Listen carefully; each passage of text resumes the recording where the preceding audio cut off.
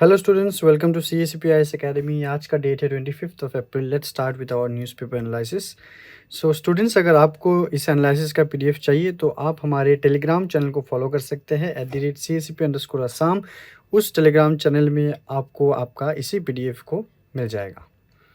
Students, अगर आप 8 जून को इस बार प्रीलिम्स दे रहे हैं, APSC प्रीलिम्स, तो आपके लिए है यहाँ पर एक फास्ट ट्रैक कोर्स जहाँ पर क्लासेस एवरी डे चल रहे हैं। So if you all are interested और आपको अगर फील होता है कि CACPIS academy can help you to boost up your prelims, तो आप हमारे प्रीलिम्स पॉसिबल कोर्स ले सकते हैं। सो पूरा डिटेल्स यहाँ पर दिया हुआ है और अधिक डिटेल्स जानने के लिए आप इस नंबर पे कॉल कर सकते हो।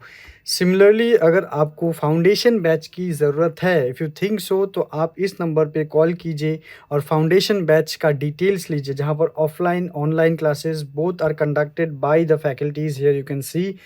और हर एक क्लास आपके ऐप में होगा। अगर ऑनलाइन आप लेते हो तो, अगर ऑफलाइन है तो आपको क्लासरूम में मिलेगा और आपको हाइब्रिड फैसिलिटी भी दिया जाएगा। तो अगर आपको चाहिए तो आप इस नंबर पे ज़रूर कॉल कीजिए। Okay, so let's begin. So आज जो हम टॉपिक डिस्कस करने वाले हैं, जैसे कि कल हमने किया था about India Pakistan Pahalgam terrorist attack. So उसी को लेके बहुत से न्यूज़ आज के डेट में हर एक न्यूज़पेपर में आ रहा है। सो अगर आप पहले के 3 न्यूज़ देखते हो तो that is related to that terrorist attack only. Okay, India Pakistan tensions की जो अपडेट्स जो है मैं आपको देता रहूँगा, ताकि आप लोग भी अपडेटेड रहो और एग्ज़ाम के लिए भी प्रिपेयर करो और आपको एक मालूम चले कि what type of scenario is going to create. Okay, so we will be discussing about India ने क्या स्टेप्स लिया है। We the 5 pronged approach we have already discussed it. Next is Pakistan ने क्या रिटेलिएट किया है, वो आज हम डिस्कस करेंगे। Then we will discuss about the Shimla agreement, then Aakraman exercise, then 2 अलग न्यूज़ है जो कि from caste based census of Karnataka है, और एक AMR रेगुलेशन एंड एंटीबायोटिक्स हम देखेंगे। So here is the corresponding GS paper along with the topics with the associated subjects. All right. So the first one is India Pakistan tension. तो ये news कहाँ से आया है? वही जो पहलगाम में जो टेररिस्ट अटैक हुआ है, तो उसको रेस्पॉन्ड करके इंडिया ने 5 प्रोन्ड अप्रोच लिया था। द 5 प्रोन्ड अप्रोच क्या क्या था? वो 5 प्रोन्ड अप्रोच, नंबर 1 था इंडस वाटर ट्रीटी को सस्पेंड कर दिया गया। द सेकेंड वन जो है अटारी बॉर्डर को, अटारी इंटीग्रेटेड पोस्ट को, उसको क्लोज कर दिया गया। The third one is your जो सार्क वीज़ा एग्जेम्पशंस है, द सार्क वीज़ा एग्जेम्पशंस को भी सस्पेंड कर दिया गया। द फोर्थ वन कि जो डिफेंस, मतलब मिलिट्री डिफेंस, नेवल डिफेंस और एयर डिफेंस के जो कमांडर्स एडवाइजर्स जो थे, उनको भी सस्पेंड कर दिया गया, उनको भी पर्सना नॉन ग्रेटा बोल दिया गया। We will discuss that. ये इंडिया ने भी किया है, पाकिस्तान ने भी किया है। ओके, ये fourth. And the fifth step was कि जो हाई कमिश्नर ऑफ पाकिस्तान है इंडिया में, जो 55 था उसको 30 कर दिया गया। So there was a downsizing up to 30 from 55 of the high commissioners of Pakistan in India. Alright, तो ये इंडिया के अप्रोच था, उसको ही रिटेलिएट करके अभी पाकिस्तान ने भी एक रेस्पॉन्ड दिया है, तो वही आज हम देखेंगे। ऑलराइट, सो स्टूडेंट्स, आप लोग यहाँ से रिलेवेंस को चेक कीजिए। प्रीलिम्स के लिए आपको क्या पढ़ना है, मेंस के लिए क्या पढ़ना है। सो पाकिस्तान का जो रिटेलिएटरी मेजर्स है, ये पाकिस्तान ने क्लोज कर दिया है for the Indian commercial and military aircraft अपना air space. Pakistan close this air space to Indian commercial and military aircraft. मतलब पाकिस्तान का जो एयर स्पेस है, वो इंडिया का कोई भी एयरक्राफ्ट अभी उसको यूज़ नहीं कर सकता, the commercial and the military one. All trade routes were suspended, including those across the Wagah border. Wagah border check post को भी क्लोज कर दिया गया, और इंडिया के साथ जो भी ट्रेड रूट्स है पाकिस्तान का, उसको भी पाकिस्तान ने क्लोज किया है। Next is the fourth one कि इंडियन डिफेंस, नेवल और एयर, जैसे कि इंडिया ने किया है कि इंडिया ने Pakistani military defence, naval defence और एयर डिफेंस जो एडवाइजर्स है, उनको सस्पेंड कर दिया है, फिर पर्सना नॉन ग्रेटा बोल के बोल दिया, वो पाकिस्तान ने भी किया है। पर्सना नॉन ग्रेटा, देखिए पर्सना नॉन ग्रेटा का मतलब क्या है कि एक डिप्लोमेटिक टर्म है जहाँ पर एक इंसान को वेलकम नहीं किया जाता, कि you are no longer welcome in the state, you are no longer welcome in the country, आपको यहाँ पर रहने नहीं दिया जाएगा, यू मे गो, उसको बोला जाता है person is no longer welcome, या फिर पर्सना नॉन ग्रेटा।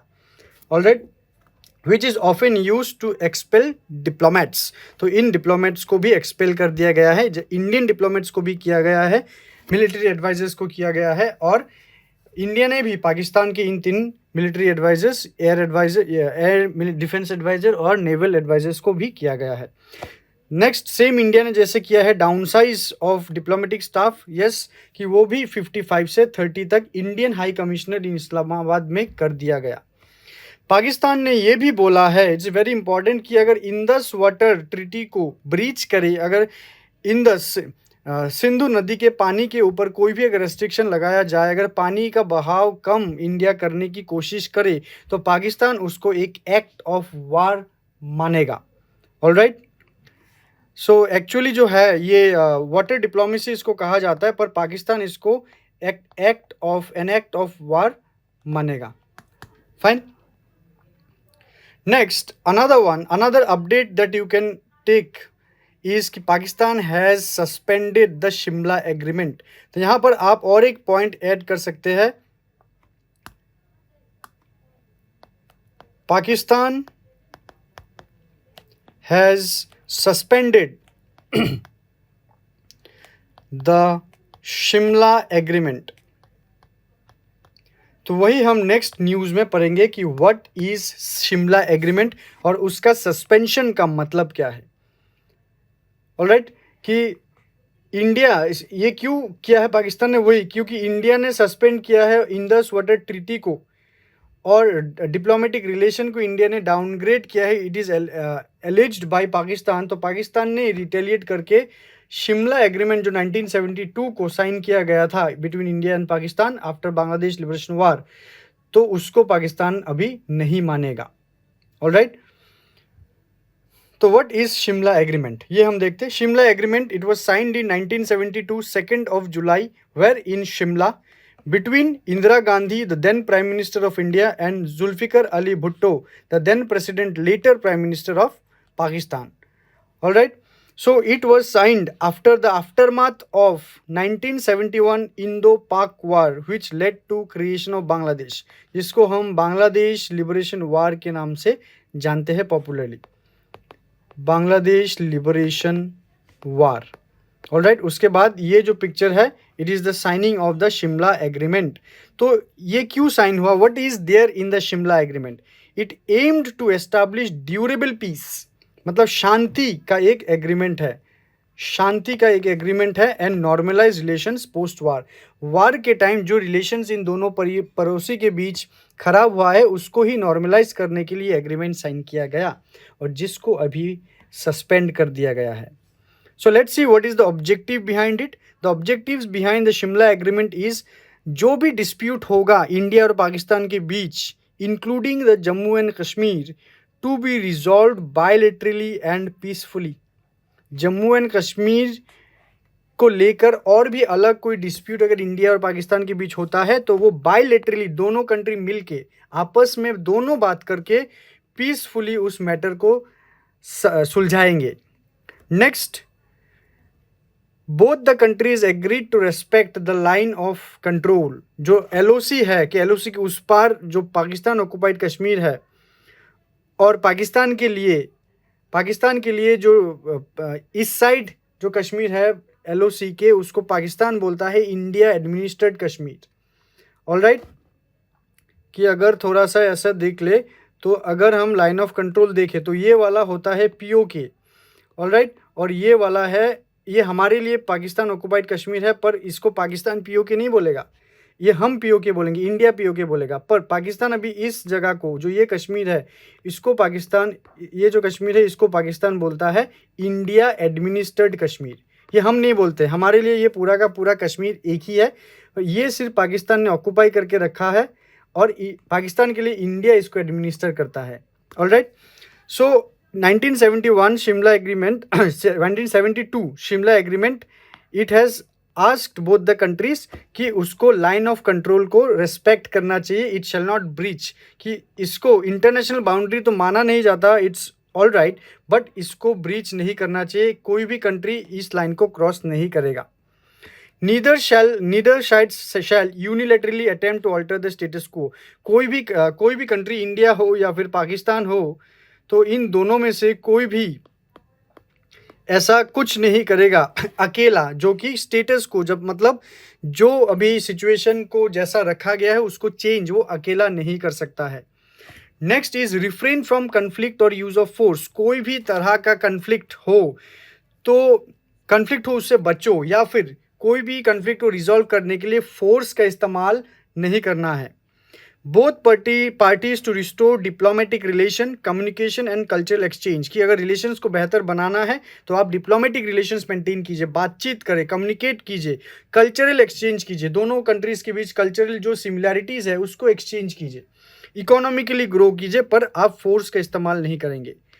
उसके साथ 1972 को India had agreed to release over 90,000 Pakistani prisoners of war. POW का मतलब है prisoners of war. Okay, 90,000 prisoners of war को रिहा करने की बात इंडिया ने माना था। And troop withdrawal to pre conflict positions, अगर पहले से अगर कोई कन्फ्लिक्टेड एरिया है, जोग्राफिकल पोजीशन है, तो वहाँ से ट्रूप को विड्रॉ कर दिया जाए, तो वही बेहतर है as per the Shimla agreement. ठीक है, तो आपको प्रीलिम्स में ये पूछा जा सकता है कि which of the following is the objective of the Shimla agreement. Next one, इस पाकिस्तान का जो ये स्टेप है उसके साथ साथ इंडिया ने और भी कुछ अपडेट किया है अपने रिटेलिएटरी मेजर्स में, जैसे कि द आक्रमण एक्सरसाइज। ठीक है, वो हम देखेंगे आक्रमण एक्सरसाइज क्या है। तो क्या है ये, after the terror attack militaries of India and Pakistan are on high alert now.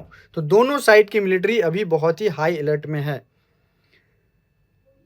तो देखिए, तो India expected to take punitive measures, diplomatic and military posturing already underway. तो डिप्लोमेटिक बातचीत, मिलिट्री पोस्चरिंग चेंजेस वो अभी भी स्टार्ट हो चुका है। जैसे कि इंडियन नेवी अगर हम देखते हैं कि INS Surat which is the latest very new missile destroyer. तो मिसाइल डिस्ट्रॉयर पता है कि ये एक प्लांट एक रहता है ऐसा, तो अगर बाहर से कोई मिसाइल इंडिया की तरफ आता है तो वो इसको डिटोनेट कर दिया जाता है, उसको आइडेंटिफाई करके मिसाइल को हवा में ही, आकाश में ही उसको डिस्ट्रॉय कर दिया जाता है। That is a missile destroyer which is a medium range surface to air missile. तो ये सरफेस टू, ये है सरफेस, ये है air, surface to air missile destroy किया जाएगा।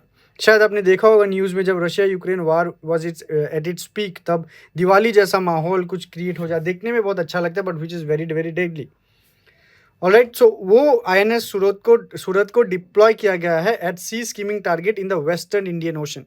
ओके, वेस्टर्न इंडियन ओशन, अगर ये इंडियन पेनिनसुला है, सो अगर ये इंडियन ओशन है, this is the western Indian ocean, मतलब अरेबियन सी के नीचे वाले भाग में। ऑलराइट, नेक्स्ट INS विक्रांत, जो कि इंडिया का एक एयरक्राफ्ट कैरियर है, उसको डिप्लॉय किया गया है अरब महासागर में, INS विक्रांत। ऑलराइट, नेक्स्ट जो आक्रमण एक्सरसाइज है, the Aakraman exercise is about the Indian air force, जहां पर रिपोर्टेडली रूटीन एंगेजमेंट हो रहा है between the Indian air force. They are doing a drill, continuous drill, कि एक वार के टाइम उनको कैसे कॉम्बैट करना चाहिए, एक एक्सरसाइज ड्रिल किया जा रहा है, उसको नाम दिया गया है द आक्रमण एक्सरसाइज। आक्रमण का मतलब क्या है, उसका मतलब है attack. So the Indian air force is carrying out exercise Aakraman over a large area in the central sector involving its main stream fighter aircraft fleets, जैसे कि रफाल कॉम्बैट एयरक्राफ्ट। तो इन दोनों में से रफाल कौन सा है, ये है the Rafale, the Dassault Rafale which has been purchased from France. Okay, Rafale is engaged with the exercise आक्रमण। नेक्स्ट और एक है उसके साथ जो कि है Sukhoi Su-30 which was purchase from, और जिसका ओरिजिन है द रशिया या फिर द अर्स्टवाइल सोवियत यूनियन ने उसको बनाया था। ऑलराइट, तो याद रखिए प्रीलिम्स के लिए सुखोई जो है वो रशिया से है, रफाल जो है वो फ्रांस से है। सो ये दो major aircraft they are doing drill in the skies of India कि कोई भी अगर ऐसा सिचुएशन स्टेप लेना पड़े तो वो जाएंगे। पता नहीं आगे क्या होने वाला है, पर we will definitely pray for everyone's wellbeing. Alright, so next news है कर्नाटका कास्ट सर्वे। तो अभी हम पहलगाम अटैक से बाहर आके अभी हम कुछ अलग न्यूज़ डिस्कस करेंगे। कर्नाटका कास्ट सर्वे, तो ये जो न्यूज़ है मैं ये डिस्कस कर रहा हूँ आपके साथ बिकॉज द हिंदू में एक आर्टिकल आया है about the chaos of Karnataka caste survey. तो already I have already discuss this caste related news in some CNE in the month of April, but फिर से हम एक बार रिविजिट करते हैं। तो बैकग्राउंड क्या है, 2015 में कर्नाटका ने एक सोशियो इकोनॉमिक एजुकेशनल सर्वे किया था जिसको हम पॉपुलरली कर्नाटका कास्ट सर्वे बोलते हैं, जहां पर 1.35 करोड़ घरों के डेटा कलेक्ट किए गए हैं, जो कि उस टाइम का 2015 से उस टाइम का 95% स्टेट का पॉपुलेशन है। दो कंडक्टेड बाय द कंठराज कमीशन, कि ये जो सेंसस ये सर्वे है वो कंठराज कमीशन के द्वारा कंडक्ट किया गया था, और final report it was submitted in 2024 by the के जयप्रकाश हेगड़े कमीशन। ठीक है, ये जो कमीशन है it is related with the caste based census of Karnataka.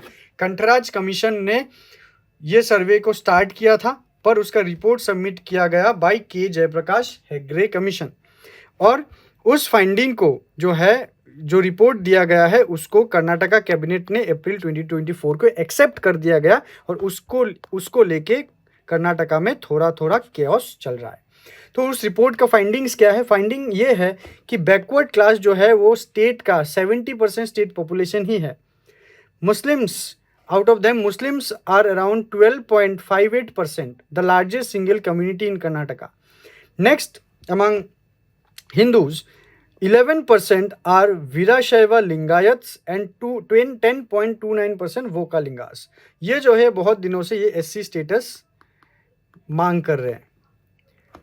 Schedule caste 18.2%, schedule tribe 7.1%, और जनरल कैटेगरी जो है जिसमें ब्राह्मण और जैन्स भी है it is only 4.9% as per the report. तो क्योस क्या है, इसको ये क्योस है बिकॉज ये कहा जाता है कि ये जो है जो इंदिरा साहनी केस में जो जजमेंट था, द इंदिरा साहनी केस में जो जजमेंट था उसको ये वायलेट करता है। ऑलराइट, और भी क्या है यहाँ पर जो 6 भाग दिया गया है उस 6 भाग को 5 भाग अभी कर दिया जाएगा, उसको लेके ये क्योस है।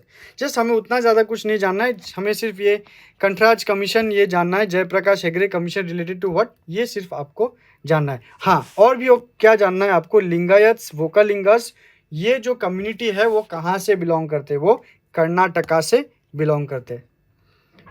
Next is AMR regulation and antibiotic. तो ये AMR क्या है, AMR is anti microbial resistance. It is very very important topic for prelims और मेंस के लिए तो बहुत ही है।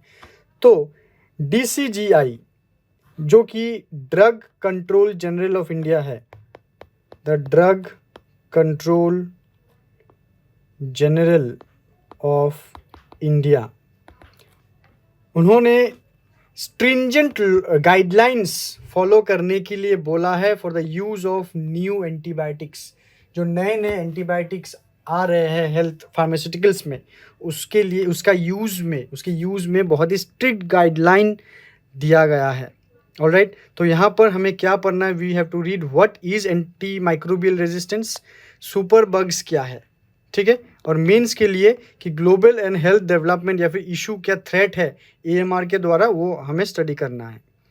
पर हम प्रीलिम्स ओरिएंटेड थोड़ा देखेंगे टिल 8 जून, उसके बाद हम और भी डिटेल में CNA को करेंगे, क्योंकि अभी प्रीलिम्स जो है वो बहुत ही सामने है, तो अभी हम सिर्फ और सिर्फ प्रीलिम्स को टारगेट कर रहे हैं। सो एंटी माइक्रोबियल रेजिस्टेंस का मतलब है कि देखेंगे कि अगर आपको भी, शायद आप भी उसी का ही पार्ट हो, कि अगर कुछ आपको हो जाए कि से स्टीप थ्रोट, बुखार आ जाए, पेट में कोई दिक्कत आ जाए, immediately you go to pharmacy and you only bring antibiotics from the pharmacy, कि भाई 2 एंटीबायोटिक्स दे दो। स्पेशली क्या, एजिथ्रोमाइसिन, एजिथ्रोमाइसिन ऐसा एक एंटीबायोटिक है, या फिर एमोक्सिसिलिन, एमोक्सिसिलिन ऐसे कुछ एंटीबायोटिक है जो ओवर द काउंटर आपको दे देते हैं। ऑफ्लॉक्सेसिन, बहुत से है। तो these are the first line, second line, ऐसे कुछ ड्रग्स है वो ओवर द काउंटर मिलता है, पर वो एक्चुअली नहीं मिलना चाहिए। Antibiotics shall not be provided to any customers, any patient without any prescription. Alright, so जब आप इन सब एंटीबायोटिक को बहुत ज़्यादा यूज़ करते रहते हो, बार बार यूज़ करते रहते हो, या फिर इम्प्रॉपर यूज़ करते हो कि पूरा का पूरा कोर्स आप कंप्लीट नहीं करते हो, जहाँ पर एंटीबायोटिक नहीं चाहिए। बहुत सारे ऐसे एंटीबायोटिक है, there are hundreds and hundreds of antibiotics, कि जहाँ पर एक बहुत ही लास्ट लाइन एंटीबायोटिक अगर नहीं चाहिए, फिर भी आप वो खा रहे हो क्योंकि उसका ब्रॉड स्पेक्ट्रम है। सपोज मान लीजिए ये गोल वाला एक ऐसा टेबलेट, एक एंटीबायोटिक है, ये ऐसा एक एंटीबायोटिक है। आपको पता है कि ये जो एंटीबायोटिक है इसका जो स्पेक्ट्रम है इट इज़ वेरी लार्ज। तो लार्ज स्पेक्ट्रम का मतलब क्या है कि ये, इसको अगर खाओगे तो बहुत सारे बैक्टीरिया इसको ये मार डालता है, बहुत सारे बैक्टीरिया इसको ये मारेंगे। पर ये जो टैबलेट है इसका स्पेक्ट्रम कंपैरेटिवली स्मॉल है। तो आप क्या बोलोगे, चलो यही एंटीबायोटिक हम खा लेते हैं क्योंकि ये तो ज़्यादा बैक्टीरिया को मारता है, राइट। तो ये इसको हटाओ, इसको नहीं चाहिए। पर अगर आपको जो तकलीफ हुआ है, अगर आप यही कंज्यूम करो तो आप ठीक हो जाओगे, इसकी कोई ज़रूरत नहीं है। पर फिर भी आपको ये प्रेस्क्राइब किया जा रहा है, या फिर या आप खुद ही खा रहे हो, या फिर आपको केमिस्ट दे रहा है, तब क्या होता है, तब होता है एंटी माइक्रोबियल रेजिस्टेंस, कि आपके बॉडी में जो माइक्रो ऑर्गेनिजम्स है, चाहे वो बैक्टीरिया हो, वायरसेस हो, फंजाई हो, पैरासाइट्स हो, वो ट्रेन हो जाता है इन सब एंटीबायोटिक्स के साथ फाइट करने के लिए। सो दे धीरे धीरे ये इवॉल्व होता है and become resistant to the anti microbial such as antibiotics. तो as a result what happen कि जो स्टैंडर्ड ट्रीटमेंट के बाद में अगर आप ऐसे कुछ बीमारी में अगर पड़ जाए जिसके लिए आपको ये दवाई चाहिए, पर ये दवाई, ये जो टैबलेट है ये आपको काम नहीं करेगा, that situation is known as anti microbial resistance. ठीक है, तो जो बैक्टीरिया या फिर जो माइक्रोब आपके अंदर होगा वो तो बहुत ही पावरफुल बन चुका है, वो बहुत ज़्यादा different others line of antibiotics या फिर एंटी माइक्रोबियल्स को वो रेजिस्ट करता है। तो उसको आप फाइट नहीं कर सकते हो, उसको आप किल नहीं कर सकते हो, rather it will kill you. उन सब बैक्टीरियाज को कहा जाता है super bugs. Super bugs are bacteria that have become resistant to multiple antibiotics including the most powerful ones used as last line treatment. Last line treatment मतलब आखिर में यही एंटीबायोटिक है, ये इससे ऊपर, इससे पावरफुल कुछ है ही नहीं। जब एक बैक्टीरिया उससे भी रेजिस्ट हो जाए तो उसको कहा जाता है सुपर बग्स। जैसे करंट इशू क्या है कि the over use of ceftazidime avibactam और the combination like ceftazidime avibactam plus aztreonam, so these are last line antibiotics, कि बहुत ही पावरफुल एंटीबायोटिक्स है, पर इसको ओवर यूज, इम्प्रॉपर यूज करने के वजह से people are developing anti microbial resistance. तो इसीलिए DGCA ने बोला है कि इसको अभी स्ट्रांगली, अभी जो इसके बाद जो और भी एंटीबायोटिक्स निकलेंगे उसके यूज़ को बहुत ही ज़्यादा केयरफुली करना है। ऑलराइट, तो हाँ, ऐसा DCGI लाइसेंस तो देता है इसके यूज़ के लिए, मैन्युफैक्चरिंग के लिए, पर ऐसा कोई strong stringent guideline, regulatory measures अभी भी नहीं है कि लोगों को इसके इस्तेमाल से रोका जाए, कि उसको सिर्फ और सिर्फ प्रेस्क्राइब करने पे ही खाया जाए। Alright, so this is also my suggest कि अगर कुछ छोटा मोटा कुछ हो जाए तुरंत ही आप एंटीबायोटिक में मत जाओ, पहले ट्राई कर लो कैसे ये खुद से ठीक होता है कि नहीं होता है। अगर नहीं होता है तो आप डॉक्टर के पास जाओ, फिर डॉक्टर विल डिसाइड कि कौन सा एंटीबायोटिक आपके लिए ठीक होगा, not you, not the chemist. Alright, so students we are at the part of MCQs। तो यहाँ पर 4 MCQs होंगे, 1 2 3 4। तो इनको आप स्क्रीनशॉट लीजिए या फिर पॉज करके स्टडी कीजिए, और जो राइट आंसर है वो आप हमें कमेंट सेक्शन में ऑब्वियसली लिख के जनाइए। ठीक है, बहुत सारे स्टूडेंट्स कमेंट्स कर रहे हैं, तो this is your responsibility for your self also to attempt all the questions and write the answers in the comment section. So thank you so much students. अगर आपको स्मार्ट बुक्स हेल्प कर सकता है CSP IAS academy का, then do give us a call, we will send you some sample. अगर आपको pictures चाहिए books के, आपको बुक्स के पिक्चर्स भी भेजे जाएंगे और आप अपना कॉपी बुक कर सकते हो। So thank you so much, till then take care.